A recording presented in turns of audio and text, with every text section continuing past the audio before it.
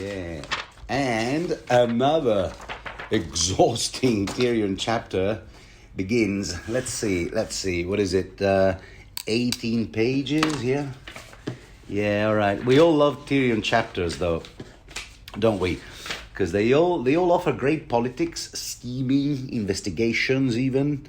This one has a noir sort of element. Of course, we haven't had a Tyrion POV chapter since chapter 19, true, and this is chapter 32, but that doesn't mean we haven't had any news of the man for as long as 12 consecutive chapters, because sorry, there was a certain wedding we attended in Sansa 5 just 3 chapters back, and we'll get to that and other stuff, because this is the chapter where Tyrion does things. He's hanging around, half his nose missing. Okay, first thing first. Welcome, dear listener. Tyrion IV from A Storm of Swords is what we're reading right now. So grab your vintage Arbor Gold, pour yourself a glass, make yourself comfortable. Yeah, do you want me to switch to my ASMR voice? Yeah? I don't know if I can keep it up, but I can try. And as you're listening to me, Tyrion, as I said, is hanging around King's Gate with Bronn, and he can feel the hatred of the commoners, to the point that he thinks to himself, good job Bronn is here, or I would end up like Preston Greenfield. Look at them, we burned them out once. You'd think they'd take that as a lesson, but they're back again. All right, already in the first paragraph, we have tons of plot points to hail back to. So, back to A Clash of Kings. So here we go. How was that? Is that successful? Did it successfully give you ASMR? Good. All right. I guess seriously. So first of all, why the hatred from King's Landers, and whom exactly did Tyrion burn? Back in Tyrion 11, as the city was preparing for an assault from Stannis' troops, he, as Hand of the King, was inspecting the gates, although in that specific chapter, he was looking at the mud gate and was dismayed at seeing, here's the quote, the clutter of ramshackle structures that had been allowed to grow up behind the quays. I know that some people pronounce it quays, attaching themselves to the city walls like barnacles on the hull of a ship. Bait shacks and pot shops, warehouses, merchant stalls, alehouses, the cribs where the cheaper sort of whores spread their legs. So he basically ordered Bronn to get busy and burn down all those structures along the wall by the quay, feeling that the enemy could scale the wall more easily by climbing on the roofs of those houses.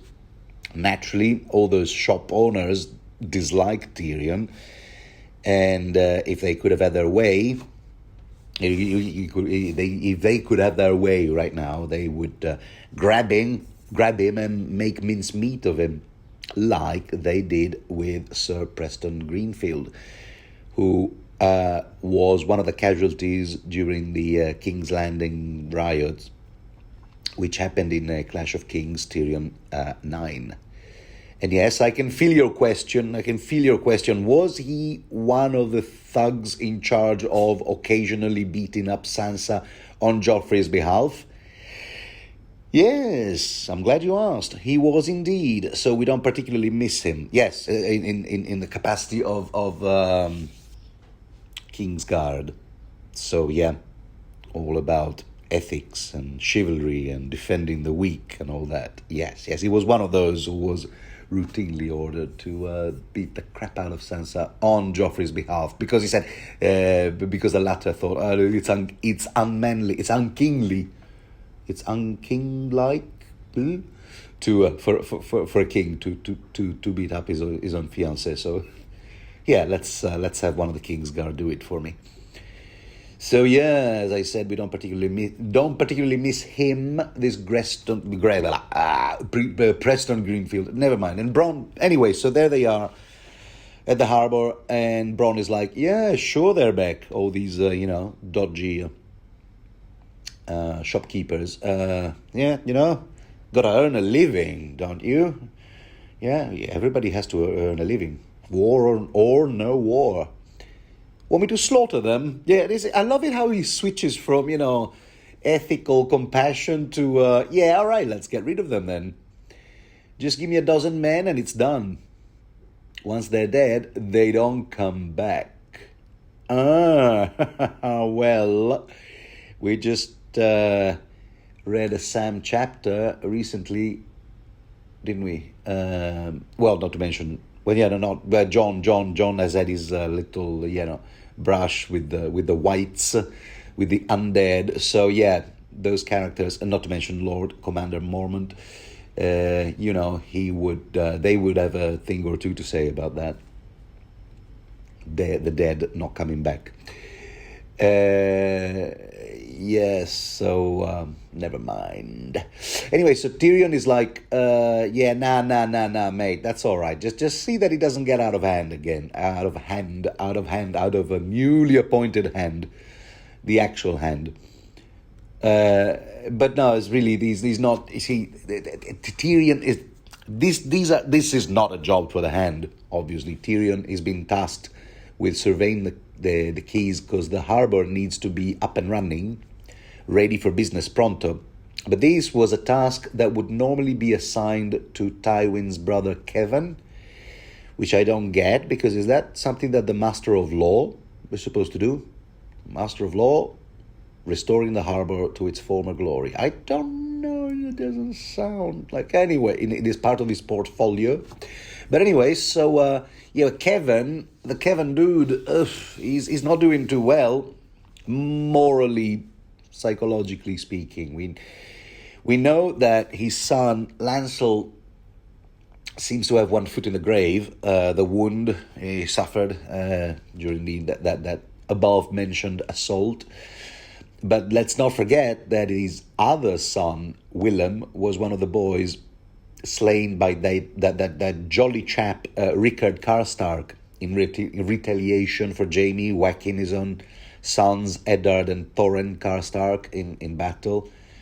And, since Jaime was not available for direct revenge, having been released by Catelyn, don't you love it when everything in these novels has this sort of like butterfly effect flavor, yeah? Because we know that as a consequence of that act of revenge by Rickard Karstark, Robb chopped Rickard's head off, turning the Karstarks into his enemies.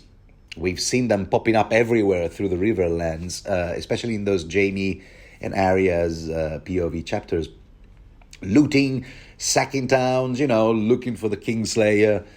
Will there be even further consequences to Kevin Lannister not being able to attend this rebuilding business of the docks? Who knows, right? And one of Tyrion's concerns is that as Master of Coin, he's the one who's supposed to somehow find the budget for this reconstruction. And it appears that there's nothing but debts in the coffers. Wouldn't it be great if the next scene showed us Tyrion randomly reading on a paper that there's a dance competition and the first prize happens to be the very amount of money needed to save the orphanage? Rebuild the harbor? Yeah, wouldn't that be like a great trope? No, all right, I suppose not. Okay, no, but seriously, there are nothing but debts in the royal coffers, all left behind by the former Master of Coin, Lord Peter Baelish, a.k.a. Littlefinger, who, Tyrion reminds us here, left for the Eyrie a fortnight ago. Oh, that's of great help to place this chapter in a sort of continuity on the timeline, actually. I like it when they give us his exact number of days elapsed. So that means that the Small Council chapter in Tyrion 3 took place 2 weeks ago. Though, does it necessarily mean that Littlefinger is indeed on his way to the Eyrie, and did he really depart 13 days ago? All will be revealed, but with regards to Littlefinger's trajectory, since he's one of those characters that get around, the Reach, the Vale, etc. It's always useful from time to time to remind oneself of where he happens to be, or to be more precise, where he's officially believed to be, as the two don't always coincide. I love the image of the three giant catapults. I think they were named the three whores. Yeah, used during that assault. Used in the battle to fight off Stannis' troops, and they're still in the market square, but used by children as slides, climbing domes, whatever. So Tyrion goes, no, wait, that's dangerous. Come on, health and safety first, We should forbid, at which point, splat, a kid throws a handful of manure at him for fun. Apparently dung is readily available in the market square. So Tyrion goes, as he wipes it off his face, I imagine, he goes, actually, do you know what? I changed my mind. On second thoughts, let the brats fall off the damn thing. Yeah, you know what they say, whatever doesn't kill them disappoints me. He's in a foul mood. Partly because the whole Red Keep seems to know that his marriage to Sansa still hasn't been consummated. It was a farce to begin with, but for as long as it remains unconsummated, it's not sealed, right? 'Tis the law. Sir Tyrion is not really a knight. Does that make you wonder, by the way, gentle listener? Did Sansa really confide that secret to one of her maids, on Cersei's payroll, we should add, like Tyrion is assuming here? Or do you think that someone is actually directly spying on the couple through some peephole? And who? Let's not forget that on their bedding night, they were given a chamber in the Tower of the Hand. I wouldn't be surprised if the walls were filled with spy holes, whatever you call them, like in Psycho, 1960s Psycho. You know the trope, right? Right behind a painting, because where else? A tapestry, maybe, whatever. And presumably, if Tyrion's and Sansa's conversation was indeed eavesdropped in their bedchamber, eavesdropped on, then it would all make sense. Consummation of the marriage. Okay, lads, case closed. No more need to spy on the newlyweds. All right, the deed is done. Let's go home. But since we know that the conversation went something like that, Tyrion going, I don't even want to touch you until you, dear Sansa. I don't do a very good Peter Dinklage. I don't even want to touch you until you, dear Sansa, until you really want me, like until you find me super hot and attractive. Yeah, no, I really do a crap job. Do you think Peter Dinklage modeled his accent on Eddie Izzard? The first time I heard him, I thought, okay, he was told he needed to sound British. And I don't know, I have a feeling that in some of his inflections and the melody he places in his delivery kind of reminds me of Eddie Izzard. So anyway, no, yeah, so I know I don't want to have you. I don't want to take your maidenhood until you find me super hot and attractive. To which Sansa replied, "Yeah, mate. Well, if that's what you're waiting for, I mean, you'll be waiting a long time. What do you say to that?"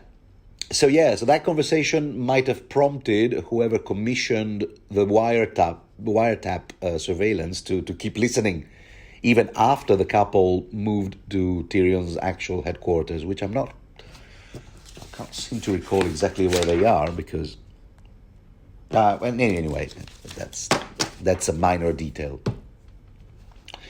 Anyway, that is my tinfoil hat theory, and if we really want to place a finger as to whom might have either directly listened to Tyrion's and Sansa's conversation and spied on them through peepholes, I guess that would have to be Varys, who knows, he knows all the secret passages like the back of his hands. I mean, that goes without saying. If someone did, the deed, then that would have been Varys. And not to mention that Sansa clearly despises Tyrion as a Lannister. And whoever was listening would have gotten that bit. She's polite, but, hey, stay away from me, man. I will do my duty if you ask me to, but don't expect me to enjoy it, mate.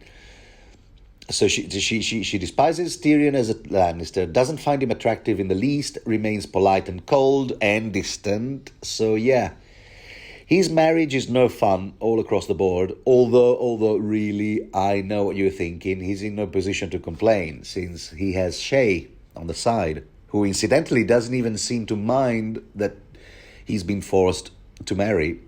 In fact, the fact is, Shay knew about this arranged marriage even before it was official. And here we are given a glimpse into the wireless communication network in King's Landing, because at the time Shay heard it from some page who was telling Sir Talad about it when Shay was taking lollies to the Sept. The page having heard it from some serving girl who heard Sir Kevin talking to Tywin. You see? Beware those cupbearers, huh? It's always useful to remind ourselves that every time there's a meeting where politics with a capital P are discussed, there's always some serving person within earshot. The point that there is no such thing as a secret really has been made clear time and again in this series, especially in King's Landing. Anyway, as I said, Shay doesn't seem to mind. She's all like, yeah, so what? Okay, so you're married. You'll get her pregnant. See, she understands politics, Shay. She's pragmatic, and she has to be if she wants to remain alive. Woman in her position. She goes, yeah, so you'll get her pregnant. That's why your guys' marriages are for. You'll be producing heirs, and then you'll come back to me. Meh. So what? See, Shay is a survivor. She does whatever she can to make the best of whatever cards are dealt to her, considering that she's not particularly powerful or influential. So in her position, given her survival instinct and intuition, she knows that it wouldn't do to act all jealous and go, if you really love me, you'll call the wedding off. What's the matter, scaredy cat? Scared of your dad? Ooh. Okay, I'm slightly exaggerating here, but that's the sort of the direction the creators of the HBO series took, creating a wholly different Shay, in my opinion. Those two characters are not at all similar. And that's where, in my humble opinion, what are their names? Weiss and Benioff kind of missed the point of Shay, if I may point that out, especially in a certain trial that I won't tell you anything about until we get there. Oh yeah, that's right. Let's not forget my usual policy. No spoilers. I will try to resist all temptations. In this series, I will only be looking back, not forward or ahead. So in this case, books 1 and 2, and this very book, A Storm of Ice and Fire. Oh, God help me. A Storm of Swords, but only as far as the end of this very chapter. No further than that. Maybe the occasional excerpts from the World of Ice and Fire,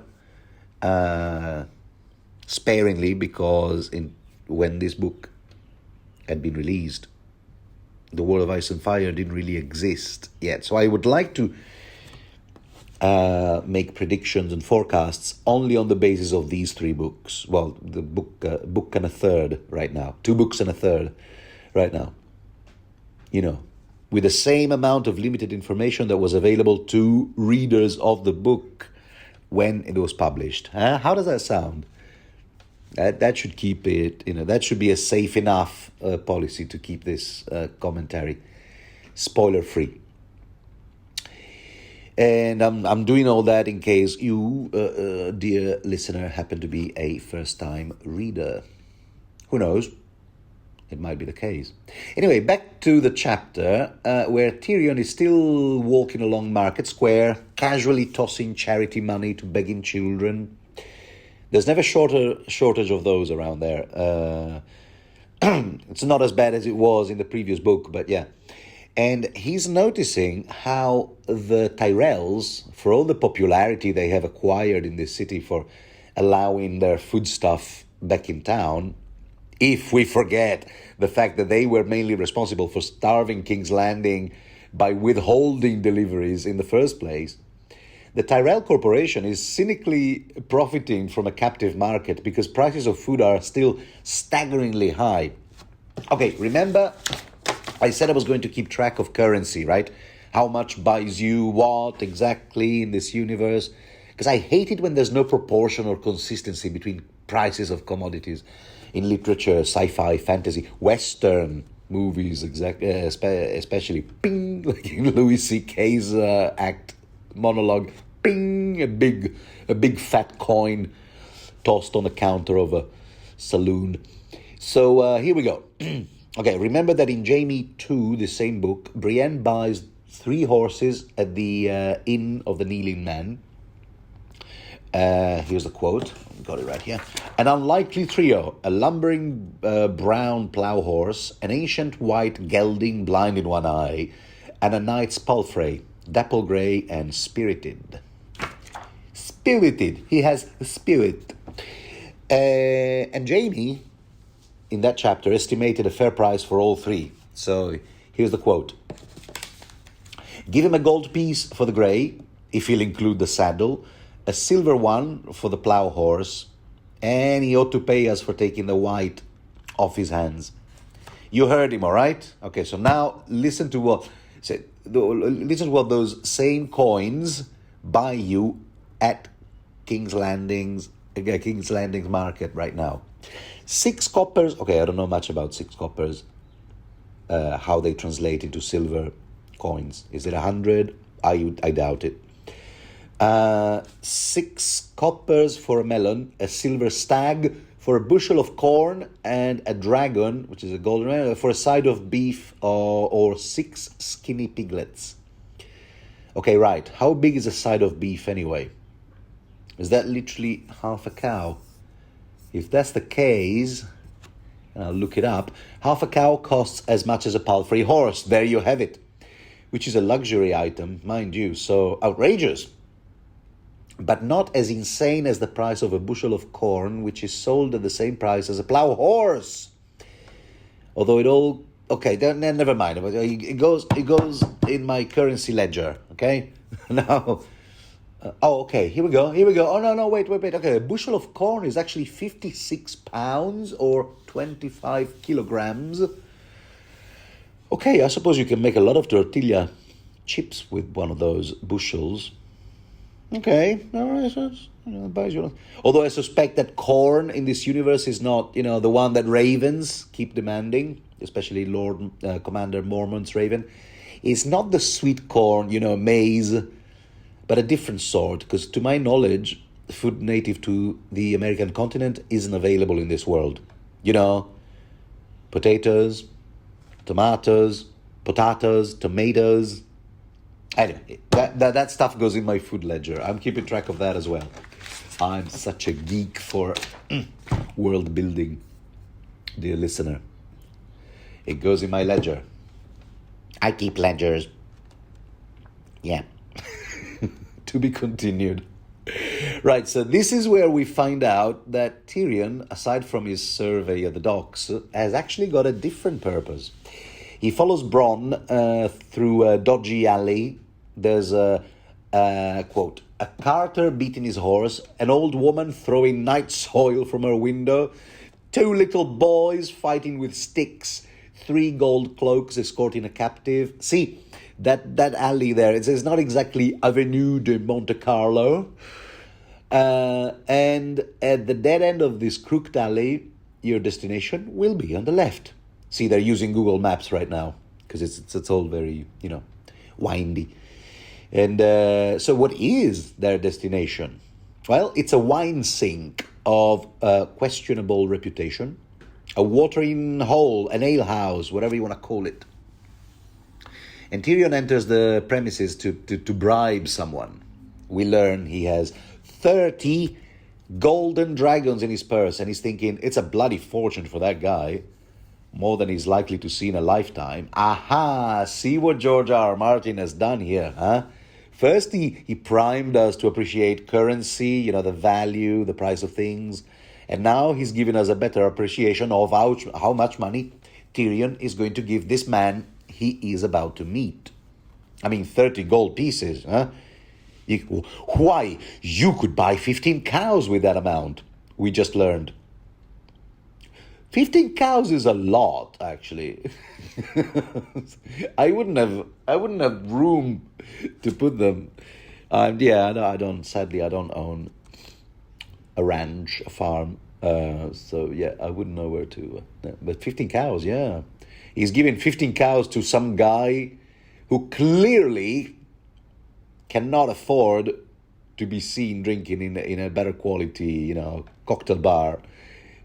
So he should be appreciative, except as we find out, he's not. He's just plain stupid. Anyway, so Tyrion enters this dark and dismal place, and he's handed a cup of sour wine by the dead-eyed barmaid, who points to the back room, where Tyrion can finally meet this guy. And it's none other than Simon Silvertongue. Remember him? An adequate singer. He uses a 12-stringed wood harp. I'm reading here. And he informs us the Wiki of Ice and Fire.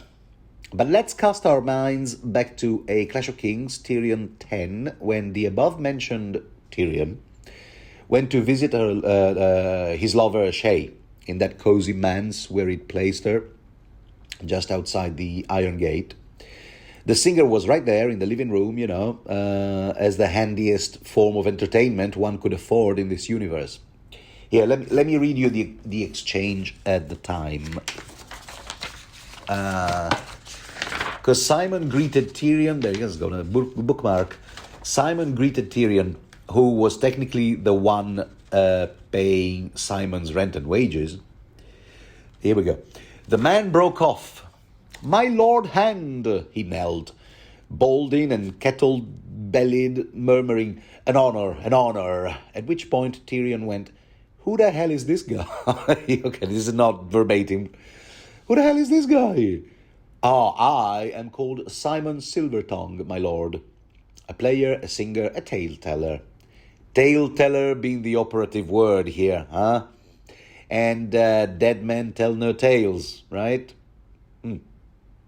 See, that there is this noir flavor to this chapter, I told you. So Tyrion goes, "You're a great fool is what you are. What did you call me when I entered?" "Call? Yeah. I said, hello, my lord hand, an honor. Ha, goes Tyrion. A wiser man would have... This is back in the Clash of Kings, yes, a flashback. Wiser man would have pretended not to recognize me. Not that I would have been fooled, but you ought to have tried. What am I to do with you now? You know of my sweet Shay. You know where she dwells. You know that I visit her by night alone.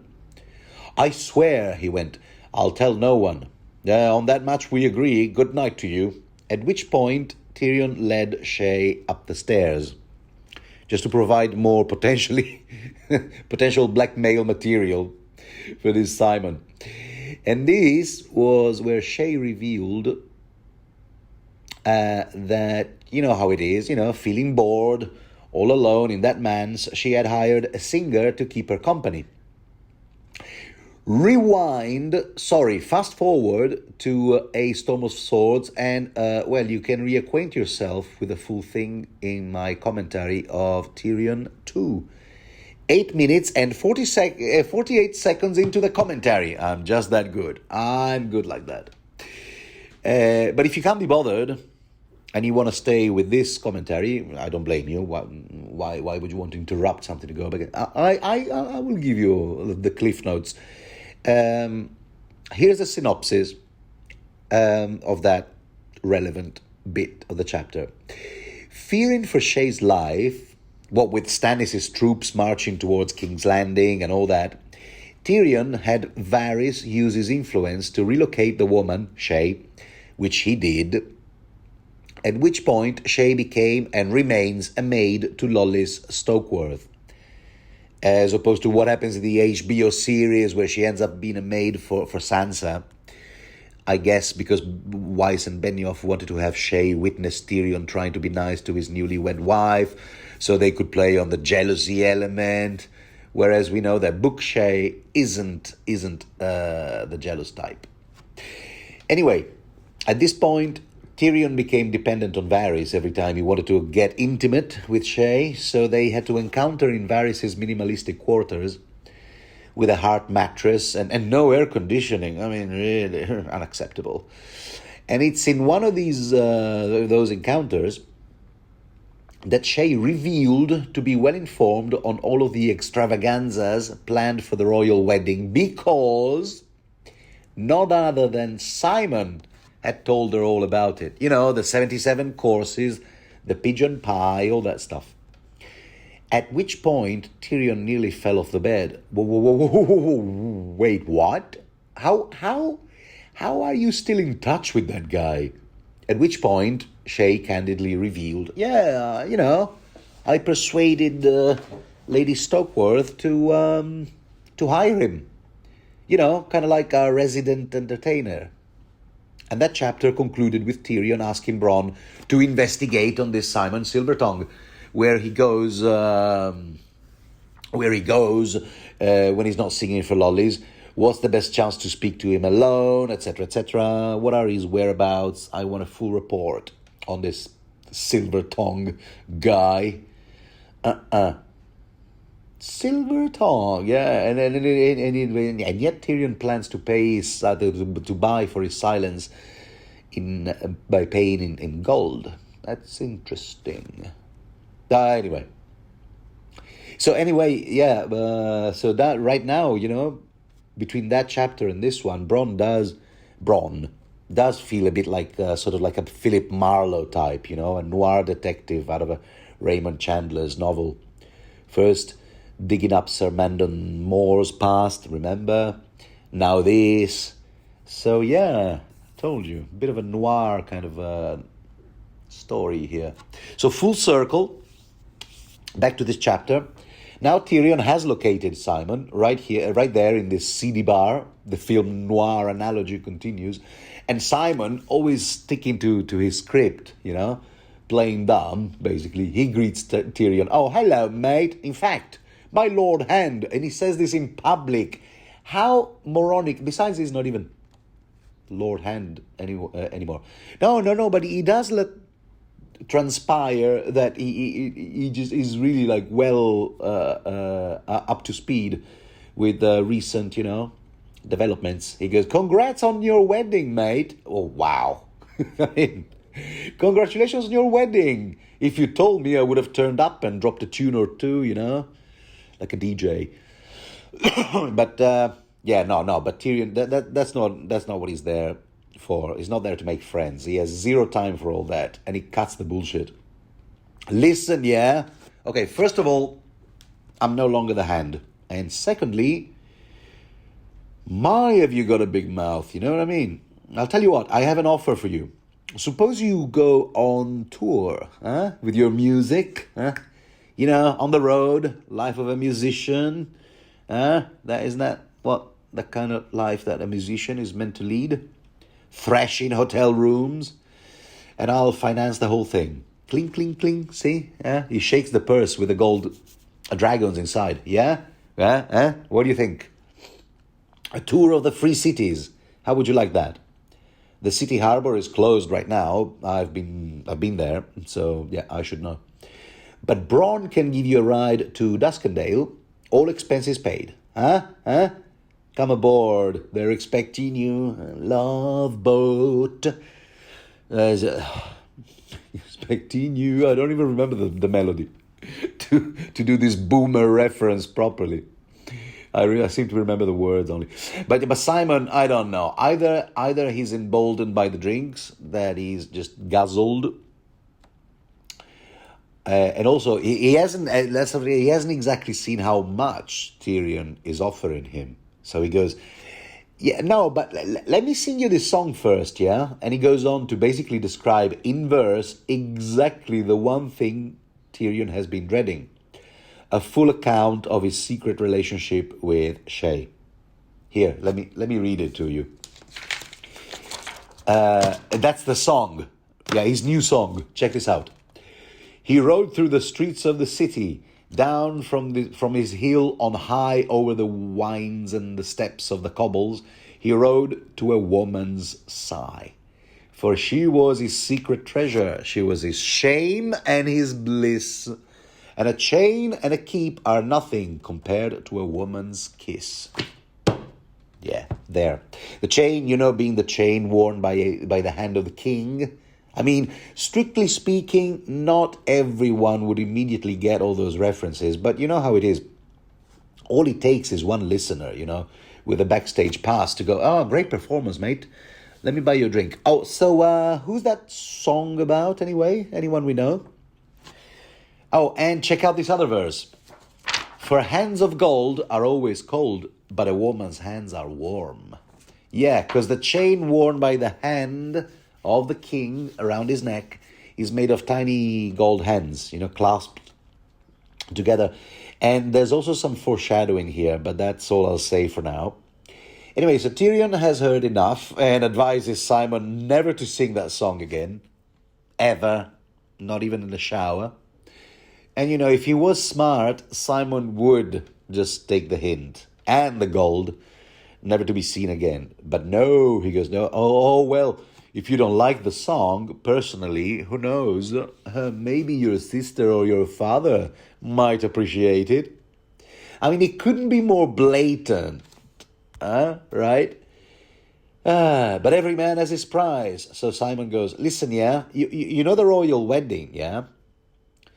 Man, that's all Simon has been going on about. Royal wedding this, royal wedding that. So he goes, yeah, if you, Tyrion, get me a place among the singers at the wedding so I can compete for the first prize, a gilded lute with silver strings, then Bob's your uncle. Yeah. Bada bing, bada boom. I can save the orphanage. Okay, sorry, I couldn't help it. I love that trope. There's a competition, guys. We can save the orphanage if we win. Where's that from, anyways? Brady Bunch? I don't know. Okay, so anyway, so there's only one catch in Simon's demand. The places for singers have all been filled up, see? 7 kingdoms, 7 vows, 7 challenges, 77 dishes, but 8 singers? No, no. What would the High Septon think? Is Tyrion's reply. So Simon gives us a proper mob-style talk, like well, it would be a shame if something were to happen to one of those 7 singers, says Simon, tapping the tip of his nose with his index finger. But Tyrion must be thinking at this point, wait a minute. Why should I make one of those 7 singers disappear? They've never done anything to me. When I could simply make this guy Simon disappear, who is objectively, he's been a downright pain in the ass. I suppose it didn't occur to Tyrion to have one singer accidentally just break a hand, He didn't have to necessarily have him whacked. But then there would still be a little matter of persuading the contrarian Cersei to schlep Simon in the singers list. No, too complicated. No. Let's just have Silvertongue whacked. Cleaner job. For a guy like Bronn, it will be like a Tuesday. That's what all that stuff is what Tyrion is thinking. And he reassures Simon with something that technically isn't a lie. He goes, okay, you have my word as a Lannister. Bronn will call upon you soon. And sure enough, the minute Tyrion leaves the establishment, he informs Bronn that the trip to Duskendale is cancelled. He won't be taking Simon to Duskendale. In fact, he gives the man a detailed plan on how to whack Simon, Like he's supposed to tell him, congratulations, young man, you're in the list of those 7 singers. Now though, I must say, The clothes you're wearing will never do for, the competition, the Seven Singers, or the royal wedding. So why don't you come over here in this dark alley to see if we can find classier clothes that fit you? To which Simon is just expected to go, oh, all right. But I really don't see how. I'm dead. Which, when you think about it, that's also a bit of a trope, isn't it? Like kind of like Goodfellas, when we get the impression that the Robert De Niro character, Jimmy Conway, may or may not intend to whack Karen Hill. The consensus is on yes, or maybe just scare the living bejesus out of her.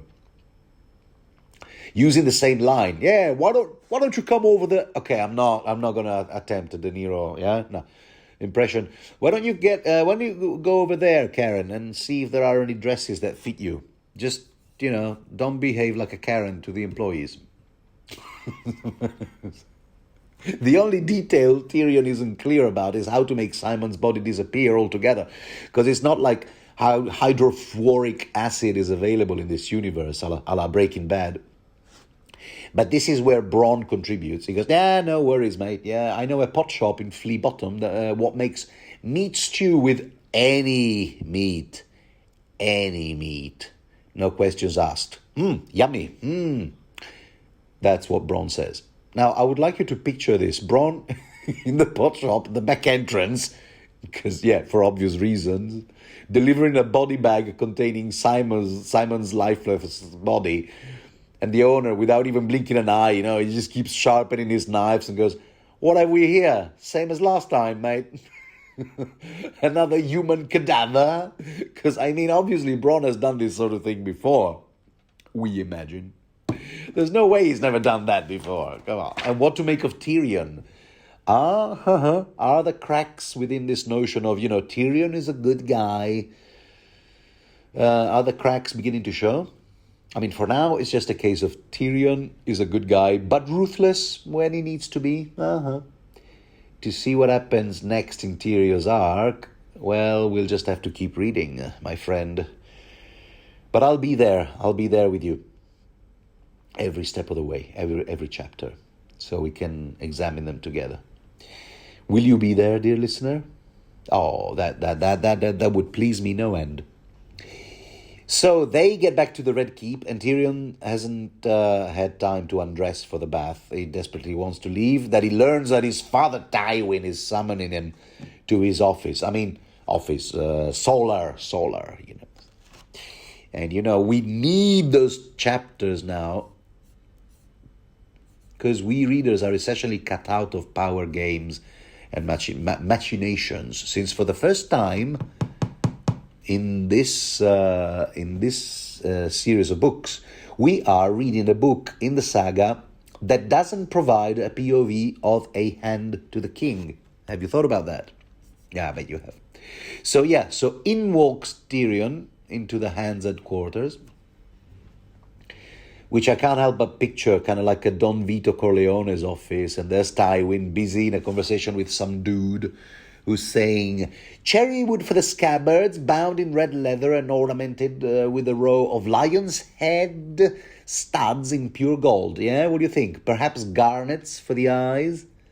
So who's this guy, an interior decorator? Anyway, Tywin cuts him off. Nah, mate, don't be wasting your time with garnets. I don't want no garnets. Or Swarovski. Rubies. I want rubies, man. Rubies. Oh, hi, Tyrion. Kind of like Tommy Wiseau. Oh, hi, Mark. So he goes, come here, Tyrion, my boy. Check this out. And he shows him this beautiful long sword. That clown Stannis may keep trying to impress his own people with his tacky flaming sword, literally on flames, which I don't think it's magic, more like a stage magic trick. But anyway, with this sword, Joffrey will look more like a king. Look at that, feel it. Check out the weight, if you can handle it. So Tyrion handles this newly forged sword, and can't help but think that such a masterpiece is wasted on Joffrey, who's likely to just, use it to vivisect rabbits with it, or pregnant cats, you know. And as Tyrion weighs the sword in his hand, he realizes how much lighter it is than it looks. We are made aware of two things. A, that even though it is a long sword, and those are usually heavy, this one is unusually light because it has been made with way less metal. Or alloy, I should say, because steel. And B, the blade has been hammered so thin and still retains its strength. And the only explanation for that being that it's made of that extraordinary material known as Valyrian steel, of which there's none left in the world, because the Valyrians who knew how to make it are all extinct.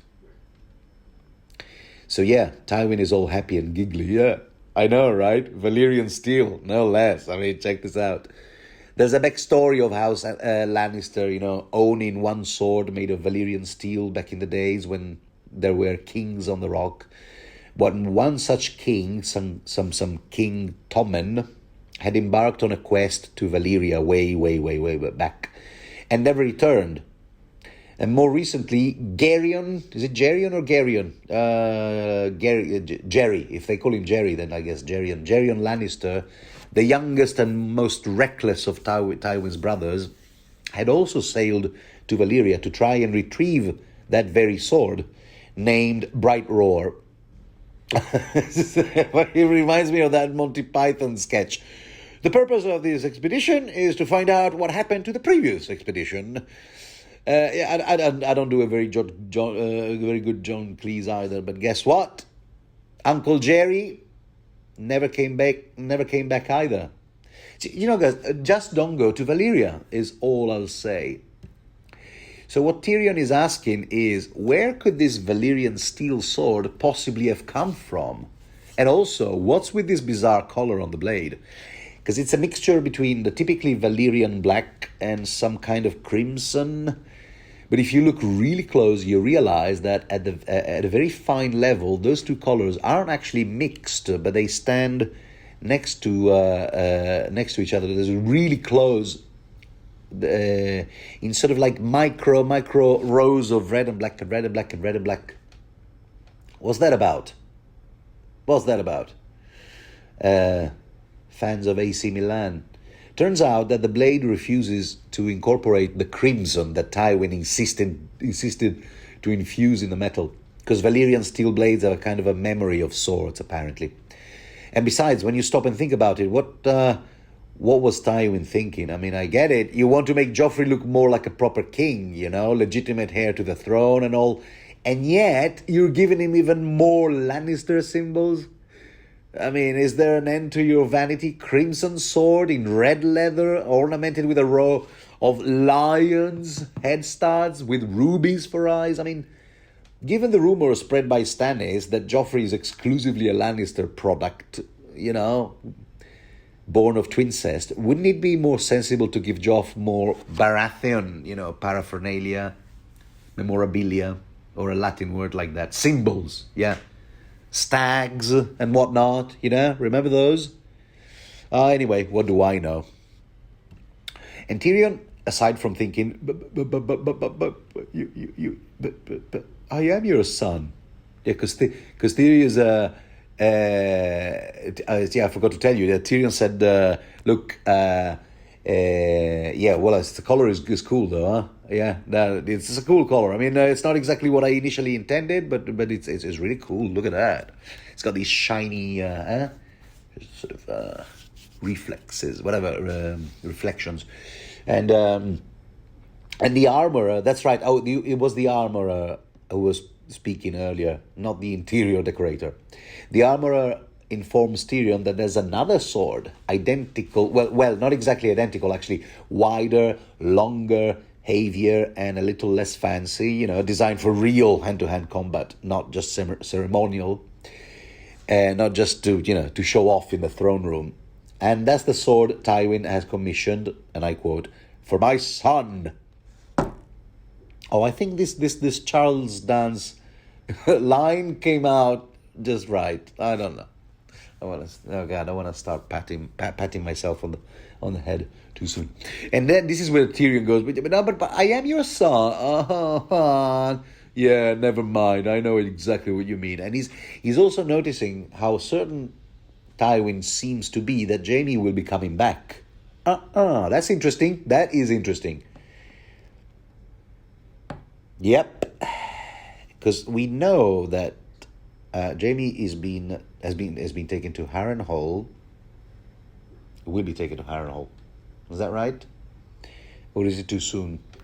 I can't remember. Wait a second. Have we already read that chapter? Yes, of course we have. Yes, he's in Harrenhal right now. Yes, it's a past chapter, not a future chapter. Okay, false alarm. It wasn't a spoiler. So Harrenhal, therefore, Roose Bolton. How is Tywin so certain? Well, how does Tywin even know where he's at, and how does he know that Jaime's coming back for sure? Surely, wouldn't you expect the sworn bannerman to Robb Stark to hold Jaime? As opposed to returning him to King's Landing? Would he be following Catelyn's wishes or Robb's wishes? Whatever the outcome, Tywin seems to be like dead certain that, yep, Jaime's coming home. And except that ironically, he might be coming home. We don't know actually, as yet. But we know something no one at court does know at the moment, that Jaime's sword hand is gone. Yeah, did I forget that little detail? So anyway, the armorer leaves and we find out it's Mott, Tobo Mott. And in case you don't remember who Tobo Mott is, why? It's the owner of the shop where Gendry worked as an apprentice. Eddard Stark visited the shop when he was picking up the thread of John Arryn's investigation in A Game of Thrones, which is where he met Gendry. The Tobo Mott, who counted among his customers Renly Baratheon, Loras Tyrell, and since we're talking about flaming swords, how about Thoros of Myr? So Master Mott should know a thing or two about flaming swords. In this same book, Gendry does say to Arya, you know what, the flaming sword, it's only a trick, I told you. Besides, the wildfire, because it was with wildfire, ruins the steel. My master Tobo Mott sold Thoros a new sword after every tourney. Every time they would have to fight about the price. Now, as I said earlier, I don't think Stannis' sword, Lightbringer, runs on wildfire, because Melisandre is not into that. But I suspect that it's also like another kind of trick. What do they call it? A charm? No, it was a charm? Just a different kind of trick, whatever you call it, But Tyrion is still bitter that he's not getting any steel, He's bitter, he's not getting any steel. Bitter steel. Never mind. Okay, but he's saying, so Joffrey gets a sword, Jaime gets a sword, and I don't even get a dagger. Oh, come on. Tywin has no time for this. He goes, look, if it's a dagger you want, Robert Baratheon left his entire collection in the armory. Help yourself. There must be like hundreds of those. He had some fancy ones too. Some of them might have even had a Valyrian steel blade. Okay, let's put our thinking caps on, because the mystery as to where Tywin found the Valyrian steel to forge these two swords is still unexplained.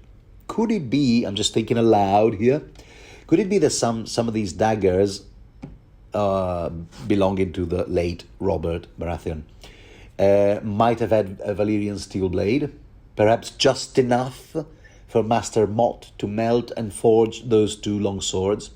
Or is this dagger throwaway line just a red herring, or possibly the answer to a different question? We'll leave it at that for now. Just put a pin on it, because Tywin wants to know how's the harbor situation, how's it looking at the docks, And the situation is indeed dire. The Blackwater is going to have to be dredged. The sunken ships broken up or raised. 3/4 of the quays need repair, and some may have to be torn down and rebuilt. The entire fish market is gone, and both the River Gate and the King's Gate are splintered from the battering Stannis gave them and should be replaced. I shudder to think of the cost.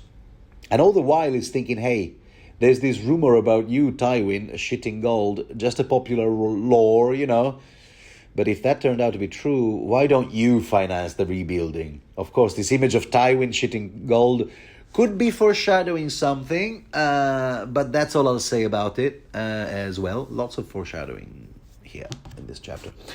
Tyrion is desperate, however, because the expenses for the war effort haven't been repaid yet.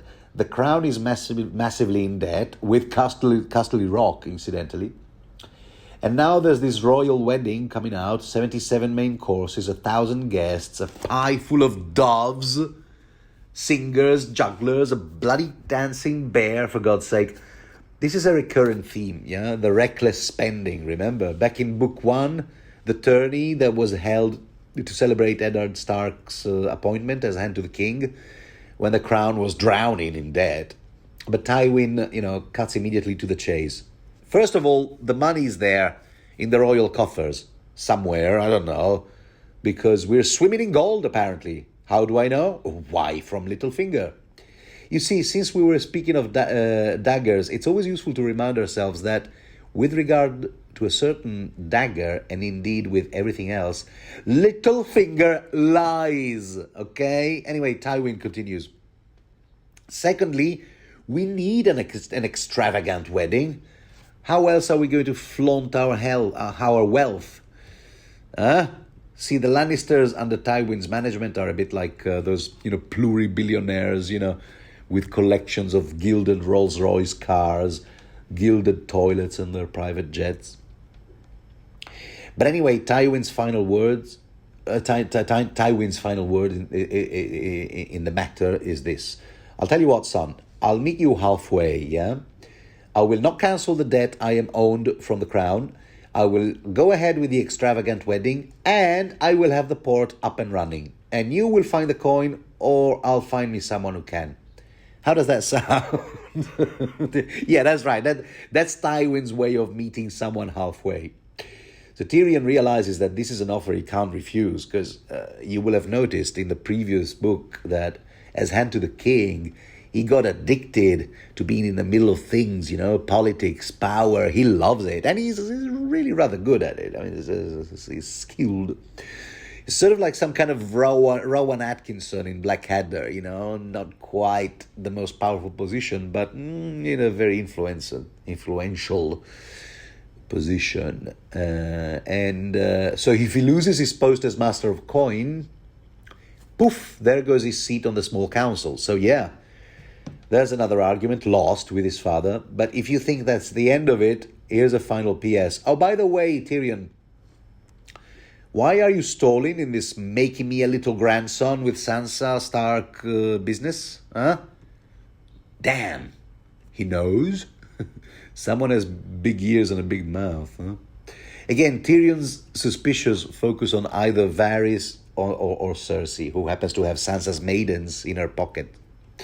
And Tywin insists that Tyrion that the marriage has to be consummated, and heir to him and Sansa must be born ASAP, because the gal will be heir to Winterfell as soon as Robb dies. Oh, but Robb is still alive. Wow, you see? You see what I mean? There's another thing that Tywin seems way too certain of. Could it be that this time it's Tywin who knows something that first-time readers don't? So Tyrion is swift in changing the subject. What about Cersei? I did go through my wedding duty, and boy, was that an ordeal. But I haven't yet seen any progress in Cersei's marriage to Willas Tyrell. What's up with that, huh? Yeah, about that. But no. Mace Tyrell has changed his mind and turned Cersei down. I don't know. He seems eager about it one day, and then he flipped The next... You see, to me, this reveals that this Mace Tyrell is not even in the loop of his mother Olenna's plots and schemes. Because why should he have been all happy at the prospect of marrying his own son Willas to Cersei if he had been informed of his mother's plan to marry the same Willas to Sansa Stark? The only explanation is that matriarch Olenna, the true power behind the Tyrells, was all pissed off at seeing her plans go out of the window, and upon learning that about the Lannister wedding plan from Mace, she must have given her son a thorough bollocking, or scolding, at which point Mace must have gone back to Tywin, tail between his legs, go, sorry, wedding is off. Yeah, Mummy says no. Or it's off to bed without supper for this big bad boy. Yeah, I think this assessment of Mace as a mummy's boy fits. The HBO series did portray him as a bit of a simpleton, if memory serves. Always jolly, like, isn't everything beautiful? And Tywin agrees. He goes, yeah, it's all the old woman's work, isn't it? Yeah, she's the one pulling the strings.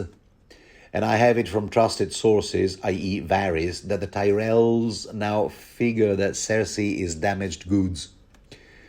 That at 34, she's a cougar. Not to mention, she's on her way to becoming an alcoholic, so not wedding material for their precious Willas. Ooh, pretty precious.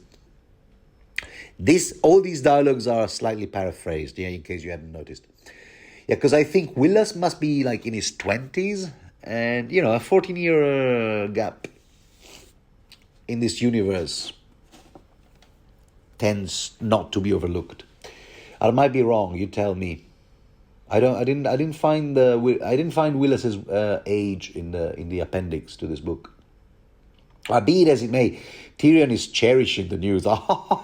He loves it. He enjoys it when he learns that his sister Cersei has been humiliated in some way or another. He's thinking, oh God, this feels so good. It must be fattening. No, but Tywin immediately bursts his bubble. Cersei hasn't been informed of any of that, all right? And she must never know. Of course, the plan of marrying her to some other house is still on the table. And I seem to remember last time this topic came up, Tywin had considered and discarded Balon Greyjoy, Oberyn Martell, or even Quentin Martell. The Redwyne twins, Theon Greyjoy. Wait, yeah, it says Theon Greyjoy is still an accountant for, right? Okay. Shut up, Salsa. Silence. Anyway, so we don't get to find out what options Tywin had in mind, because two characters, both of whom have had their lives and or careers shattered by Tyrion, enter the scene. The first one literally, because it's Maester Pycelle. Yeah, he's looking in the shadow of his former self, because spending I don't know how many months in a cell will do that to a man his age. And boy, does he have a beef with Tyrion. He just enters and gives him a look. Like if looks could incinerate, huh? We should talk in private, Lord Hand. Nah, that's all right, mate. Tyrion can stay. And Tyrion is thinking, yeah, take that, Pycelle. Yeah, take in your face. So what's the news anyway? Well, the wildlings are moving south in great numbers. It says so in a letter from Bowen Marsh, who's now the Castellan of that Castle Black, in Lord Commander Mormont's absence. And Tywin is all like, nonsense, old man. There aren't great numbers of wildlings north of the wall. Surely you must know that. Yeah, he knows everything, right? Tywin is a wildling denier. That's what he is. Yeah, and he's wrong. We know he's wrong from those John POV chapters we read. So Pycelle rushes to explain that there are updates as well. And this one, it's messages from L.C. Mormont himself from north of the wall.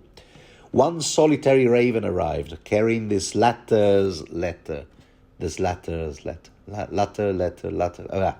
Anyway, this latest letter only says one thing, that they're under attack. The Night's Watch, under attack. More ravens did arrive, informs us Pycelle, but none of them carrying any letters. Ah, we know why, don't we? Because these are the letters that Samuel Tarly failed to attach to the raven's claws. All those letters he scribbled with more details, describing the others, capital O, the whites or White Walkers, the living dead. And Sam never sent those letters. Shame. It's all there in Samuel 1. There's commentary from this same book. You can, feel free to go and check it out. So yeah, the fear is that Mormont might be dead by now, given that neither he nor any of his men have yet made it to Castle Black. Wait. Are they still on the run from the others? Remember, again, in Samuel 1, that's where he last saw them, right? That's where we last saw them, right? So I guess someone or something must have detained them. And it's all there, black and white. I guess, they were heading to Craster's Keep first. But I guess they haven't arrived yet.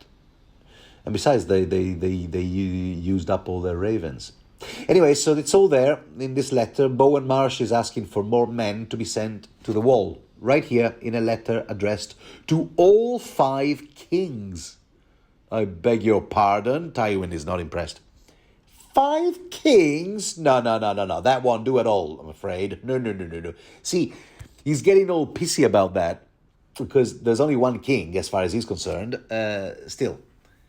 This was a letter sent to Renly Baratheon, the God knows where, High Garden. There was the Bitterbridge, and the last time we saw him, I say that this says the same. Okay, let me. I stumbled on my own words. This is a copy. That's the very identical copy. What did it Xerox them? Identical copy sent to all 5 kings, meaning that one of those letters, see, if it's 5, then one of those letters must have been sent to a copy of those letters, of that letter must have been sent to Renly Baratheon, who, currently has no forwarding address, first of all, because he's dead. So where did they send it anyway? High Garden, Bitterbridge? And the last time we saw Renly, the last time we saw him breathing was in Storm's End, which was his official seat. So I guess they mailed it there. And Renly didn't receive it because he's been dead for ages, unless it was mailed to the Tyrells, who seem to be able to reach Renly's ghost, who fought alongside them on the battlements in the Battle of the Blackwater, if you can believe that. Then I know you would love to see the reaction of the Balon Greyjoy. Remember, 5 kings, yeah. Imagine Balon Greyjoy when he receives that letter. But what are the odds of that? Given that we will never see, I don't think, Balon's face when he receives that same letter. Because we currently don't have any POV POV characters on the Iron Islands. For now. Besides, do the Greyjoys even have maesters to tend the ravens? Or do they use seagulls? Don't know. No, but really, that leaves us with Robb, possibly, as seen through Catelyn's eyes, and Stannis, as seen from Davos's POV. That is, unless Stannis has indeed put Davos to death. There, I said too much, let's move on. So yeah, Tywin is really pissy about this 5 kings business. And this is where the second character whose life career Tyrion attempted to ruin enters the scene. Janos Slynt, remember him?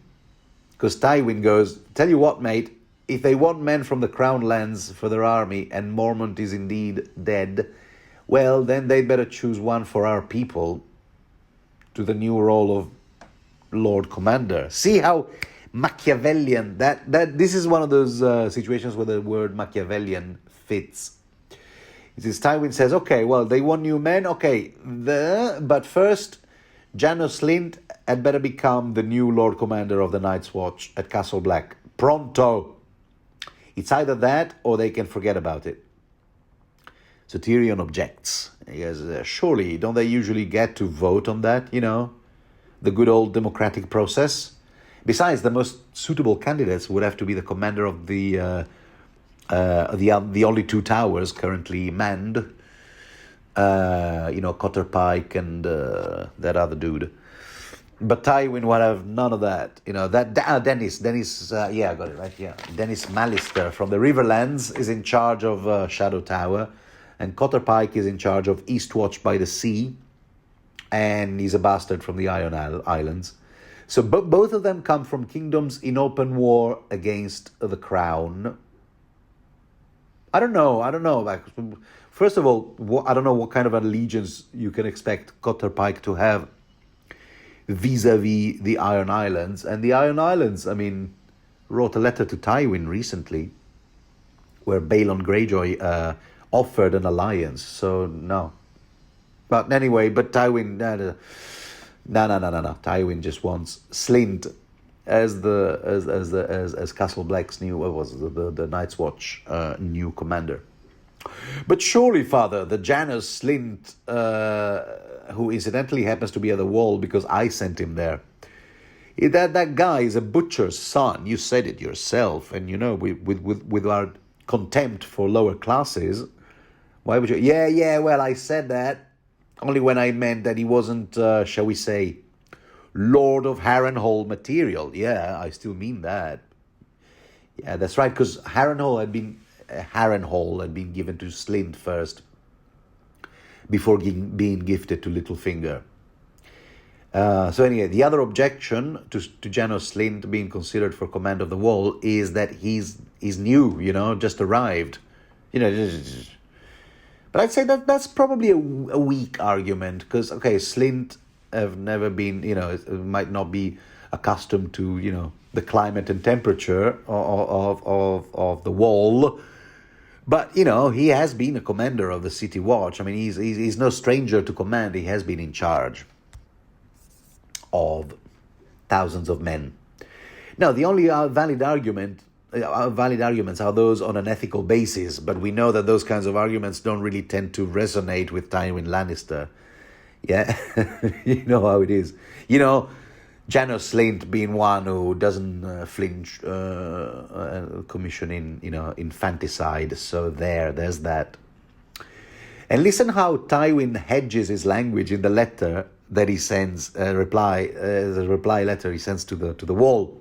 He says to Pycelle, okay, take down this letter. Write that King Joffrey was deeply saddened to hear of Lord Commander Mormont's death, but regrets that he can spare no men just now, whilst so many rebels and usurpers, the point on the other 4 kings, of which there don't remain that many. So many usurpers remain in the field, suggest that matters might be quite different once the throne is secure, provided the king has full confidence in the leadership of the Watch. And in closing, ask Marsh to pass along His Grace's fondest regards to his faithful friend and servant, Lord Janos Slynt. Masterfully done. And the chapter concludes with Tyrion regretting that he did not leave orders for Janos to be disposed of the way his partner in crime, Alardine, was. That is, being thrown off the ship, on the ship that was bound to Eastwatch by the Sea, to the Wall. And And incidentally, yes, he also regrets not ordering for Pycelle to be beheaded as well. He thinks to himself, I should have chopped off not only his beard but his head as well. So yeah, very interesting developments here, and thank you for following me this far. It's been a pleasure for me, and I look forward to Talking to you again soon when I will be doing my commentary for the second Samuel POV chapter. Yes, looking forward to that. All right, speak to you soon. Best of luck. Ciao.